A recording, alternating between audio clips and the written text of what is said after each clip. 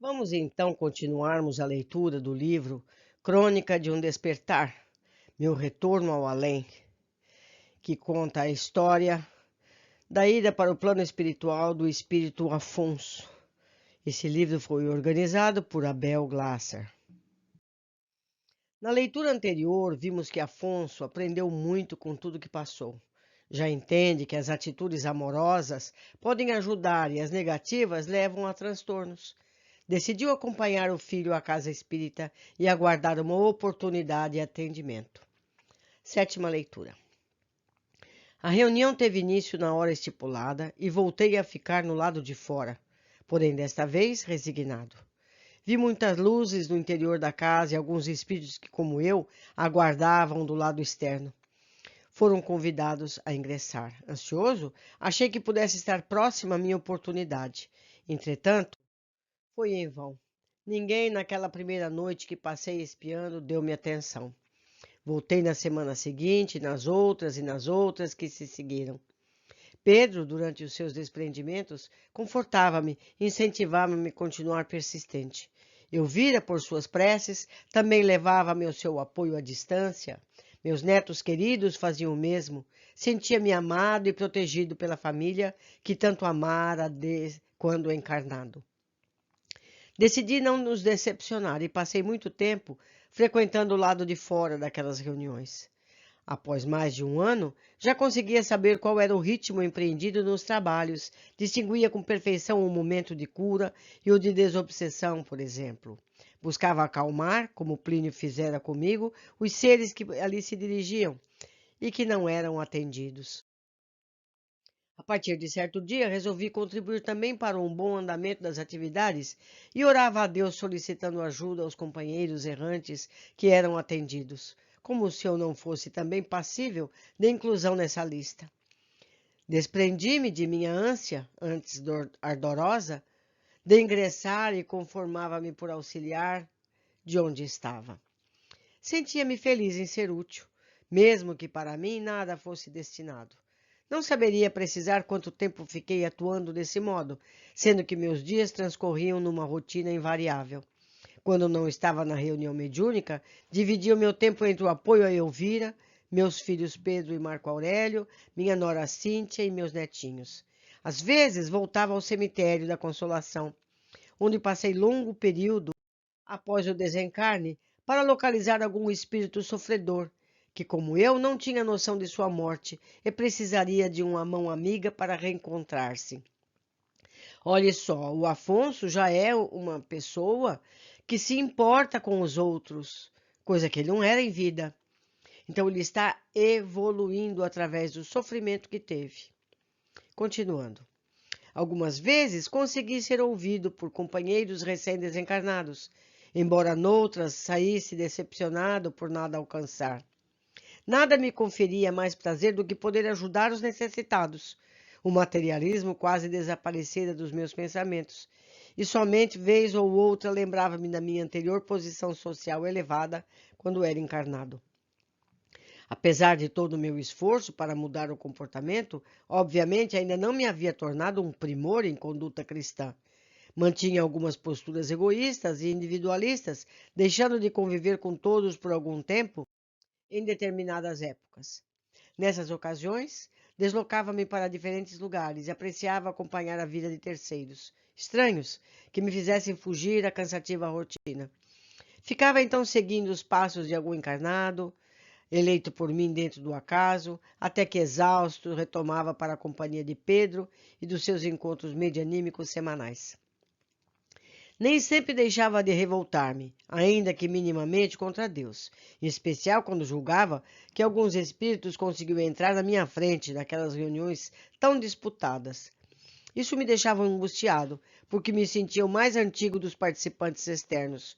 Onde estaria tão apregoada a justiça divina? Indagava-me. Ainda assim, na maior parte do tempo, estava vibrando amor àqueles que do lado de dentro necessitavam.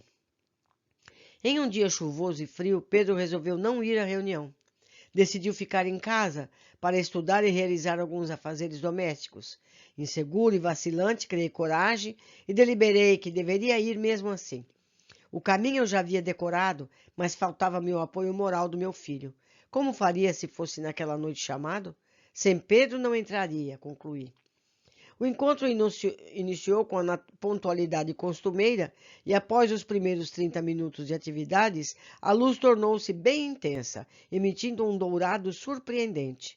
Quase cego, fechei os olhos, abaixei a cabeça e, procurando não ser curioso, orei com fervor.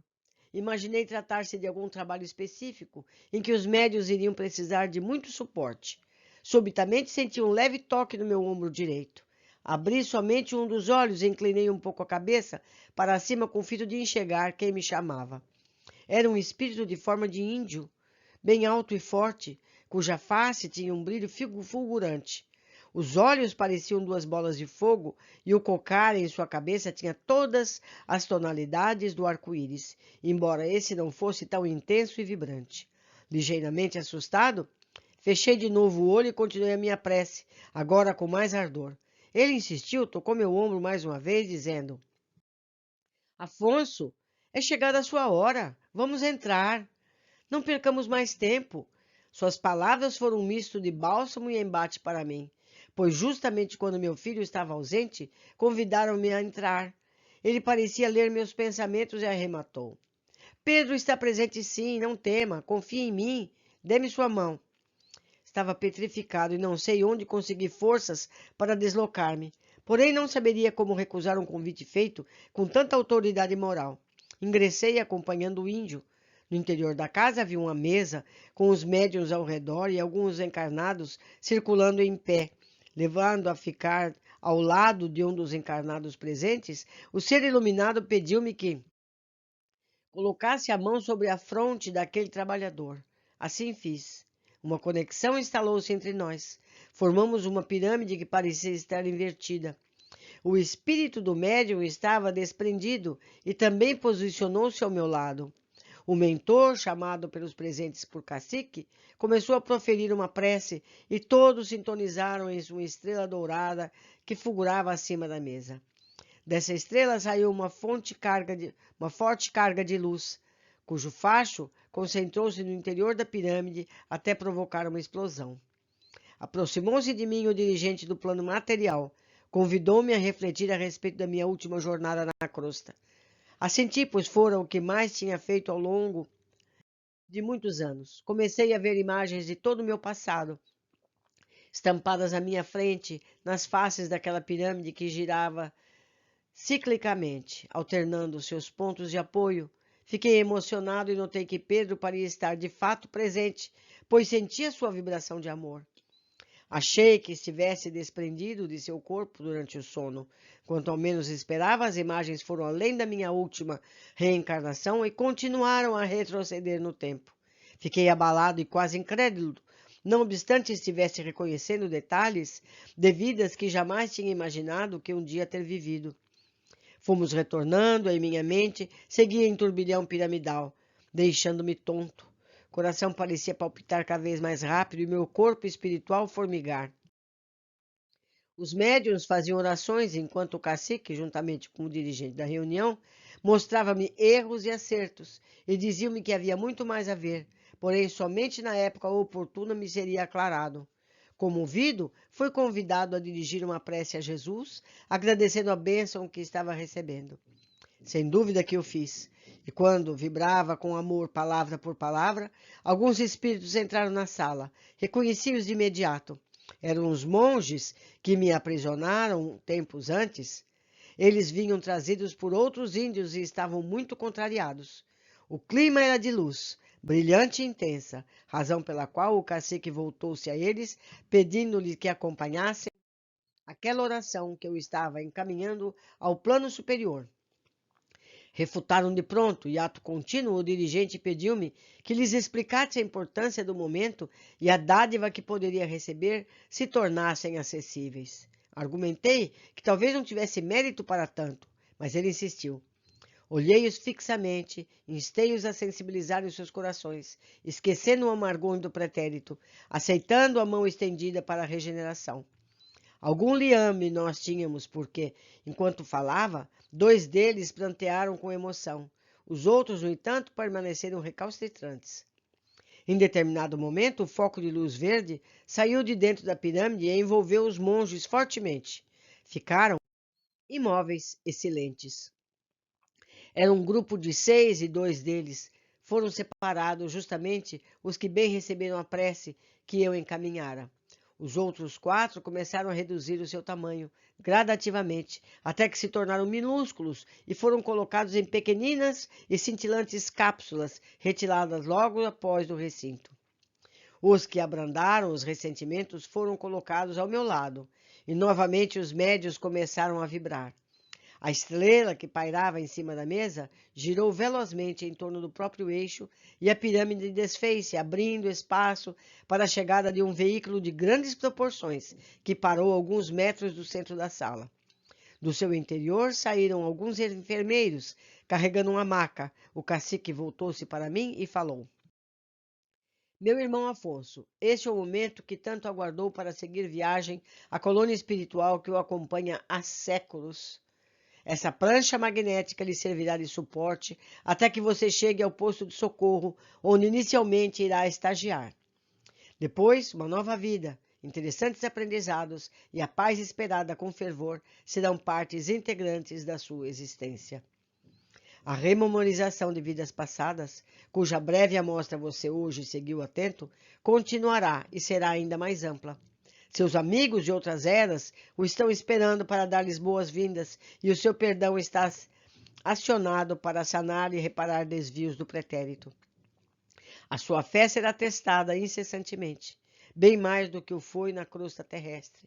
Entretanto, o seu esclarecimento é suficiente para que exerça com segurança o livre-arbítrio assegurado por Deus, impulsionando-o para nova fase de esperança e renovação. Abra agora seu coração, agradeça a oportunidade que finalmente lhe foi concedida e parta tranquilo.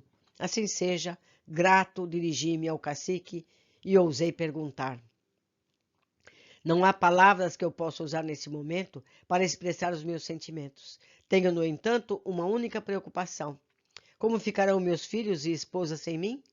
O índio sorriu mansamente e não respondeu. Entretanto, uma voz na sala destacou-se para solucionar minha dúvida. Meu pai, não se preocupe conosco. Agora é a sua vez. Nós teremos a nossa quando Deus quiser.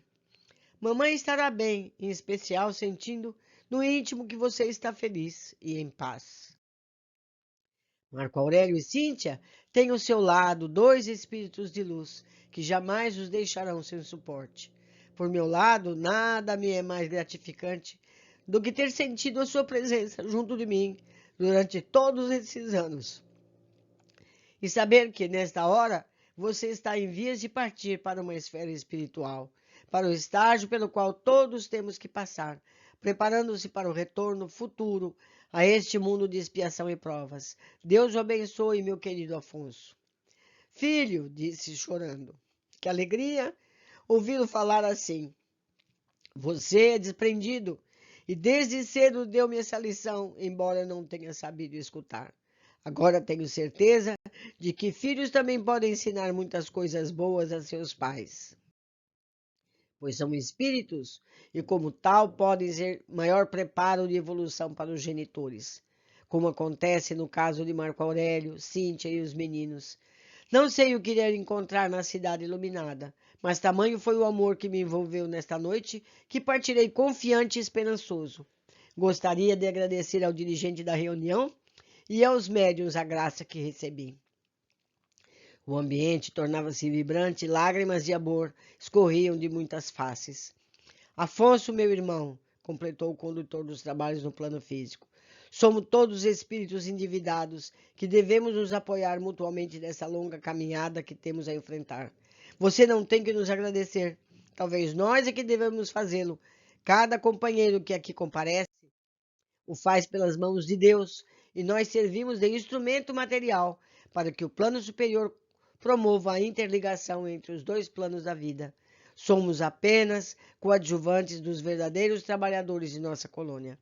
Esteja certo de que ainda voltaremos a nos ver ainda. Quem sabe seja eu recebido no plano espiritual por seu intermédio?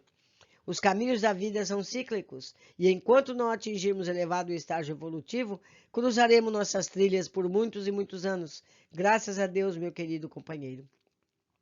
Já não tinha dúvida quanto ao acerto da minha viagem. Incentivado por todos e acompanhado pelos 2 monges que deixaram o grupo reticente, deixei espontaneamente na prancha o que foi então colocada no interior do veículo de transporte. Um enfermeiro brandamente aproximou-se e disse que eu iria dormir por algum tempo, mas seria um sono reparador, como há muito não usufruía. Recebi um foco de luz direto nos olhos e aos poucos fui perdendo a consciência. A partir daí não mais seria capaz de narrar, pois estava viajando, feliz, rumo a um posto de socorro de Alvorada Nova, minha cidade de luz. Quando abri meus olhos pela primeira vez, após um sono reparador, cujo período não saberia declinar com exatidão, vislumbrei uma tênue luz azul que clareava de pouco o quarto onde me encontrava. Pareciam acomodações de um hospital. Já não sabia, naquela altura, exatamente o que passava comigo. Minha memória estava quase apagada, pois a única impressão que me parecia certa era meu nome. Demorei a compreender em que situação estava inserido, até que algumas imagens voltaram à minha mente. Lembrei-me do instante em que ingressara num veículo estranho, parecendo um vagão de um trem, porém com formas arredondadas. No seu interior, recordei-me de ter deitado em uma maca e cuidadosamente for acomodado em uma das várias gavetas horizontais ali existentes. Sobre mim desceram fachos de luz multicoloridos e calmantes. A partir daí, as cenas rassearam nas minhas lembranças. Não tinha certeza se estava vivo ou morto. Aliás, algo que durante muito tempo me incomodou. Encontrava-me em divagações pessoais quando entrou no meu quarto uma bela enfermeira com ar suave, voz mansa, dirigindo-se diretamente à minha pessoa. Vejo que já despertou, Alfonso. Sente-se bem? Sim, apenas um pouco tonto. Sinto-me tranquilo. Gostaria de saber onde me encontro.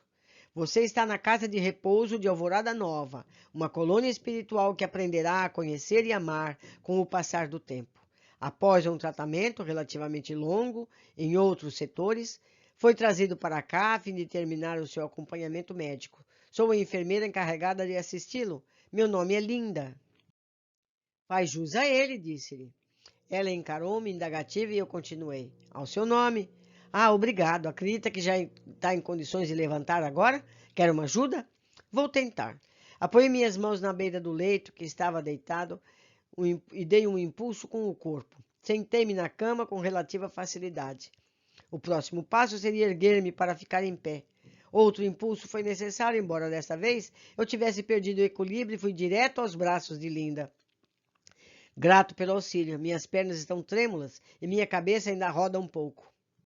É natural, Afonso. Você esteve bastante tempo dormindo e agora deve recuperar integralmente a sua consciência e também o controle sobre seu corpo. Permita-me fazer uma pergunta. Estou morto ou vivo? Sempre me esqueço disso. Depende do seu referencial. Se o tem na vida material que levava na crosta, você está morto. Se, no entanto, utiliza a referência da verdadeira vida, a espiritual, você está vivo. Que lhe parece? Mais ou menos esclarecedora a sua resposta, Linda. Mesmo assim, obrigado pela sinceridade. Aqui na colônia, Afonso, você perceberá, com o passar do tempo, que ninguém mente ou lhe falta com a verdade. Se não podemos dar uma resposta, porque, por exemplo, não temos autorização para transmitir algum tipo de informação, dizemos isso a quem nos faz a pergunta. Do contrário, tudo o que você ouvir será a mais pura verdade. Mas existe algum mecanismo de controle para isso? Quero dizer, algo que os conduza somente a falar a verdade? A consciência individual, quando está esclarecida e equilibrada, sabe diferenciar naturalmente o certo do errado, portanto, a verdade da mentira, e a realidade irá sempre aflorar. Você diz mesmo que estou numa colônia? Sim, Alvorada Nova. E todos os habitantes daqui estão preparados e amadurecidos suficientemente para suas consciências acusem quando estiverem fazendo algo errado? Nem todos, mas temos que diferenciar entre os habitantes em tratamento daqueles que já estão trabalhando na cidade. Os que ocupam algum cargo em Alvorada Nova têm preparo suficiente para agir com equilíbrio e correção. Os companheiros em tratamento, mesmo que cometam algum deslize vez ou outra, estão em vias de atingir esse nível. Lembre-se de que o exemplo é muito importante para a formação e para a educação dos seres de um modo geral. É verdade. Se a maioria age de forma correta, a minoria gradativamente tem a tendência de seguir os passos, mesmo porque o bom exemplo enriquece o nosso âmago. Isso mesmo, Afonso. É possível observar que o seu próprio amadurecimento espiritual consolida-se cada vez mais. Que nada, sinto-me frágil e carente de muitas informações. Talvez um dia possa agir e falar com mais segurança. Não diga isso. A segurança advém do coração puro e cristão. O seu equilíbrio, mente e coração, ou seja, razão e sentimento, origina-se dos seus atos e pensamentos. Se eles forem o espelho da moral cristã, então você estará seguro para agir em qualquer situação. Passamos algum tempo conversando no quarto, enquanto eu ensaiava a dar meus primeiros passos. Sentia-me quase como uma criança, na medida em que parecia estar reaprendendo a andar. Linda era atenciosa e dedicada, deixando-me à vontade para errar quando fosse imprescindível e elogiando meus acertos logo a seguir. Naquele lugar, o tempo parecia ter outros parâmetros, pois não o via passar. Estávamos estacionados há horas e talvez na mesma situação que ela. Não se preocupava em apressar-me, nem exigia brevidade no meu aprendizado. Preocupei-me com isso, pois uma estranha sensação impulsionava-me sempre a fazer tudo no menor espaço de tempo possível. Resolvi indagar-lhe a respeito. Linda, estamos aqui há um bom tempo, não? Ela disse, pode ser. Isso não a preocupa, isso é, não tem outros pacientes a fazer? Se eu estivesse incomodando, pode dizer. Ora, Afonso, meu trabalho é justamente este, dar-lhe apoio. Se os outros pacientes precisarem de auxílio, há outras enfermeiras que poderão atendê-los. Você tem o tempo que precisar, até sentir-se cômodo e seguro. Confesso-lhe que isso é fascinante para mim. Senti um certo constrangimento por estar tomando o seu tempo nessa minha fase de recuperação tão lenta. Vocês não têm relógios ou compromissos aqui? Não da forma como você estava habituado a utilizar. Não somos escravos do tempo, mas ao contrário do plano espiritual, o tempo é ilimitado e serve ao nosso evoluir.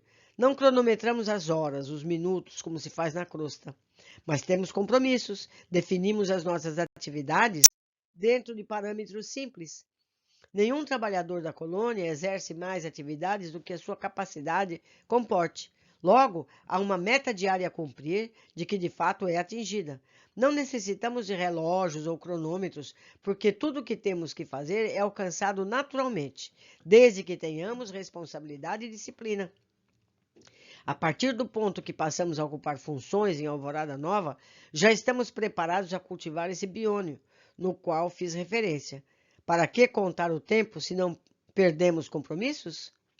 Bem, analisando dessa forma, seria mesmo útil, havendo disciplina e responsabilidade e uma cota diária possível de ser atingida, o trabalhador pode seguir o seu curso naturalmente, sem o controle dos ponteiros de um relógio. Tenho ainda uma dúvida. Do jeito que as coisas foram colocadas, parece-me que todo trabalhador é perfeito. Ele tem atributos que o transformam num ser distante dos equívocos e dos erros? Não é verdade. O que o deixou surpreso é o fato de termos alguns atributos de forma mais constante do que os encarnados têm. As mesmas regras que são estabelecidas aqui podem sê-lo na crosta, embora na materialidade haja maior dificuldade no cumprimento das metas, porque a consciência, o equilíbrio, o senso moral dos seres não estão ainda em um patamar que permita certas situações, como, por exemplo, não ter a rigidez de um relógio a controlar os passos. Nós, habitantes e trabalhadores de uma colônia espiritual, cometemos equívocos, e quando somos corrigidos por aqueles que espiritualmente estão mais evoluídos que nós, aprendemos com nossos erros e progredimos mais um degrau de nossa longa caminhada. Se não há rigidez no controle do tempo, significa que você é minha enfermeira particular? Em absoluto, Afonso. Aliás, não sou sua enfermeira, mas da casa de repouso. Esse conceito individualista que trazemos do plano material tende também a cair quando passamos a perceber que o interesse coletivo está acima de nossos desejos pessoais. Interessa a todos dessa colônia a sua recuperação e o seu aprendizado. Tenho certeza que cada habitante de Alvorada Nova Se soubesse, ficaria muito feliz em vê-lo acordado, ensaiando os primeiros passos. É, para mim, muito difícil entender essa filosofia de vida. Disponho-me, no entanto, a aprendê-la e conhecê-la melhor. Você irá ensinar-me? Essa não é minha função, mas com certeza outros companheiros o farão. Não desanime, Afonso, pois o verdadeiro despertar ainda está por vir. Ficamos mais algum tempo juntos até que Linda deixou-me no quarto, prometendo voltar em breve para continuarmos a sequência de reabilitação pela qual deveria submeter-me. Descobri aos poucos que o despertar da consciência é algo muito complexo e que independe do mero desejo individual de colher informações do tipo quem somos e para onde vamos. Trata-se de um processo que envolve essencialmente a vivência de determinadas situações. Devemos unir os conceitos teóricos que aprendemos em leituras ou palestras com a vontade clara e determinada de experimentar e agir dentro desses princípios cristãos. Assim fazendo, conseguimos evoluir e, com isso, despertar a consciência. Levei muito tempo até alcançar tal grau de esclarecimento, e a essa parte da minha vida, em Alvorada Nova, após o meu desencarne, merece ser narrada. Mergulhado na ânsia de conhecer tudo o que me volteava e ampliar meus horizontes, em algum tempo estava caminhando pelo quarto com auxílio fraterno de Linda. Logo após, obtive autorização para dar caminhadas no lado externo da casa de repouso e passei a vivenciar maior contato com a natureza e os belos campos floridos da cidade espiritual.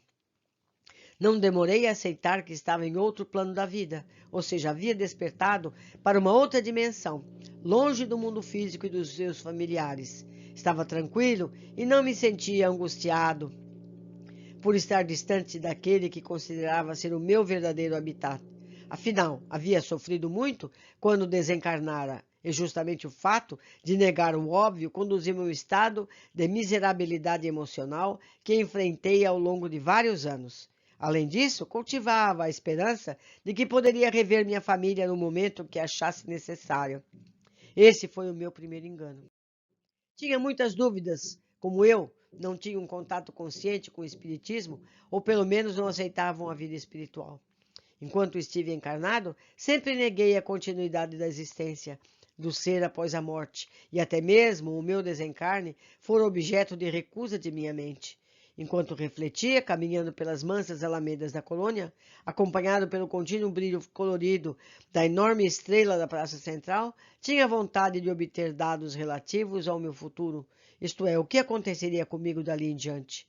O processo pelo qual estava passando era em franco amadurecimento espiritual e conduzia-me, como já fiz referência, ao despertar da consciência. Apesar disso, não estava ainda familiarizado com o dom da paciência, ainda que muitos amigos que começava a formar dissessem-me que nada era feito fora do seu devido tempo em Alvorada Nova. Cada situação e cada experiência somente seriam possíveis quando o espírito estivesse apto a vivenciá-las. Então, meus amigos, viemos a saber então que Afonso já era vinculado à colônia. Ele foi de Alvorada Nova para a Terra. Se ele tivesse tido mais cuidado com a sua educação espiritual, assim que ele descolou do corpo físico, teria ido diretamente para Alvorada Nova. Mas o seu desejo de material, de ter os seus bens, de ser apego à família e tudo mais, fez com que ele sofresse tudo isso. Então, meus amigos, vamos aprender para não passar o que passou Afonso. Um grande abraço e até a sequência deste livro.